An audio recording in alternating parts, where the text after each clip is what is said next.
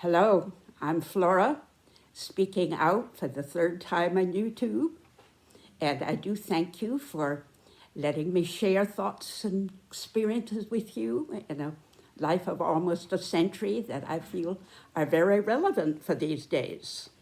Yesterday, watching a documentary, I heard some wonderful old folk songs, some of them going back to more than 50 or 60 years ago.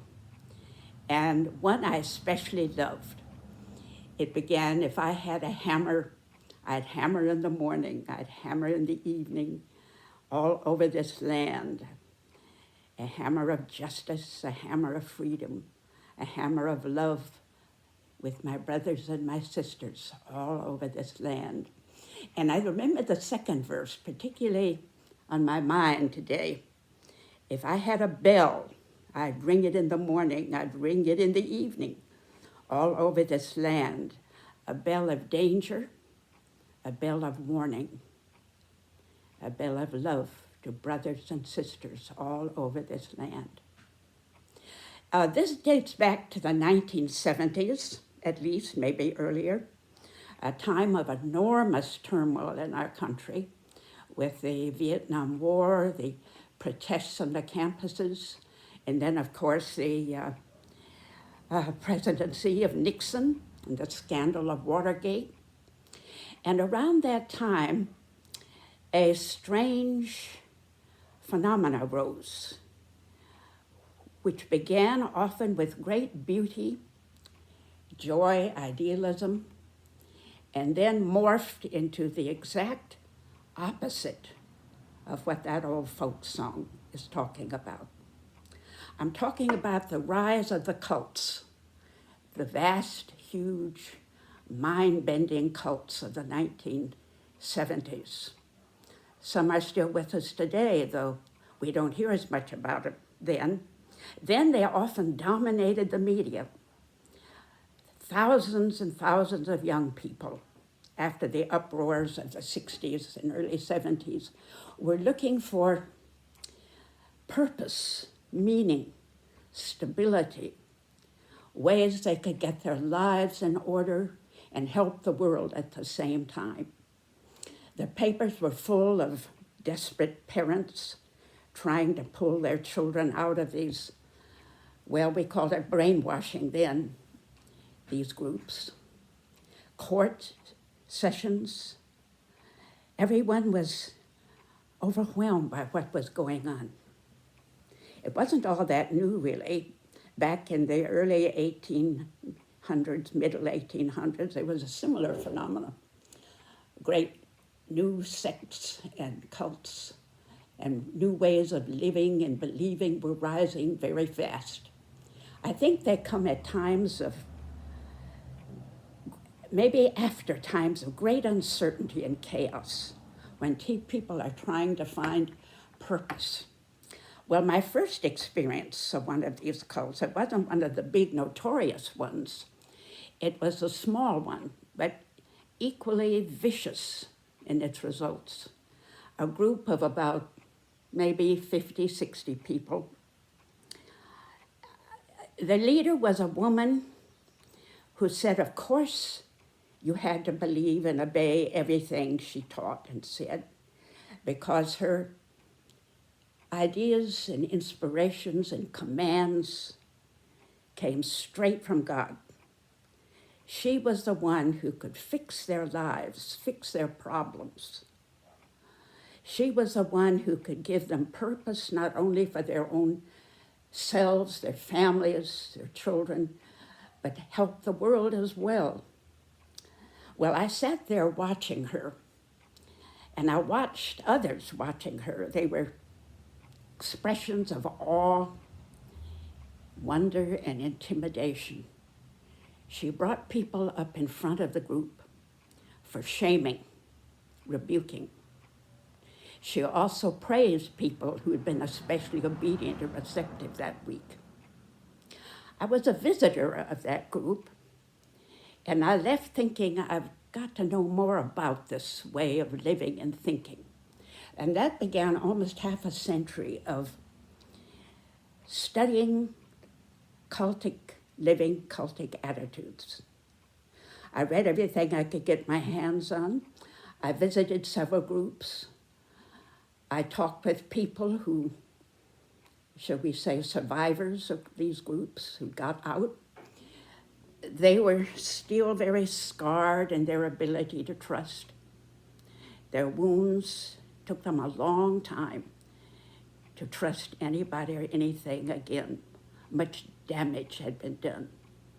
And these were not weak or foolish people. Most of the ones I met were strong, idealistic, intelligent people, but searching so deeply for meaning, for purpose, ways to help the world.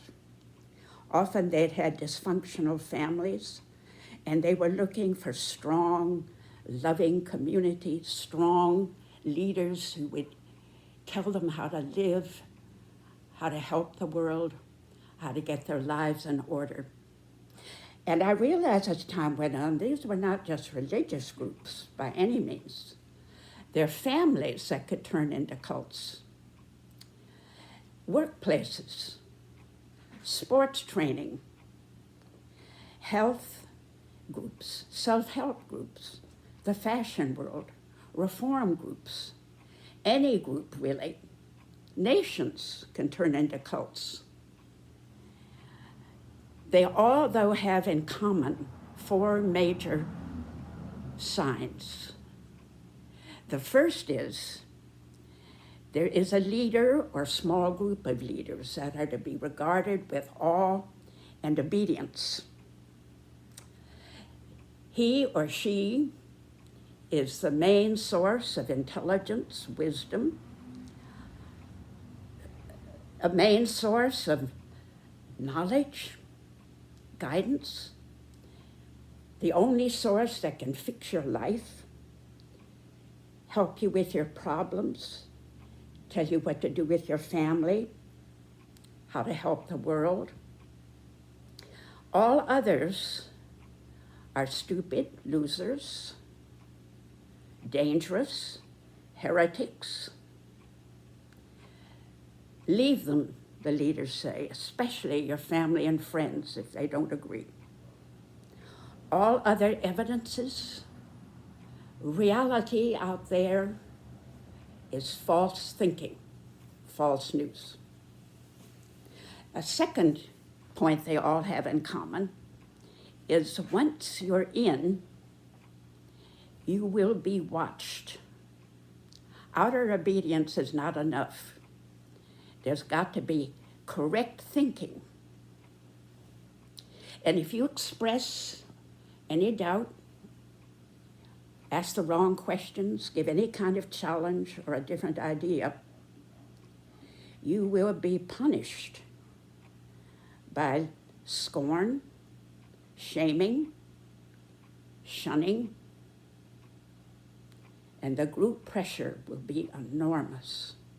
People are frighteningly obedient when someone calling himself or herself an authority stands up in front and tells you what you ought to be doing and what you ought to be thinking.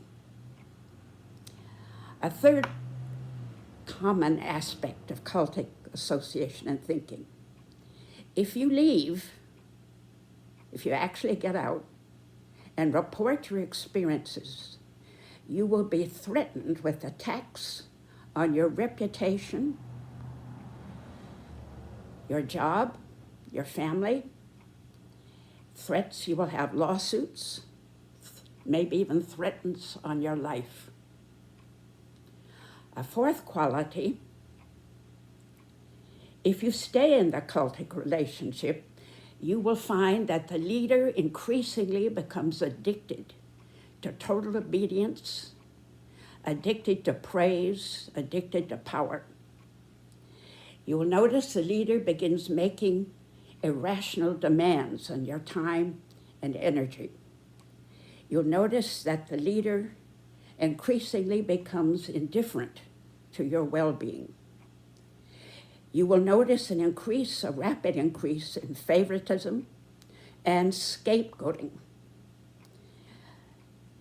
Conspiracy theories will rise, both the wicked outside world, the others, or even worse, the plotters, the deep state within your group.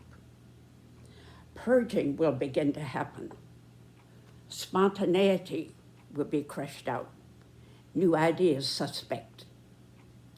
It will get more and more off the wall, irrational. Have you ever seen a picture of a strangler fig? It is a growth that covers a living tree or shrub with ghastly barks, roots, tendrils, slowly choking the air and oxygen, life, choking the life out of the tree or plant it surrounds. Look up a picture of it if you haven't seen one. It's a shocking sight. Well, that is a picture of our government administration right now. Any one of these 4 points is a warning sign that you're in a dangerous, addictive relationship that will get worse. Our present administration has all 4 of these signs. The president, his cabinet, it's creeping in increasingly into Congress. It's trying to take over like a strangler fig. Science, medicine, economy, universities, proper ways to teach, things we must choke out according to their ideology.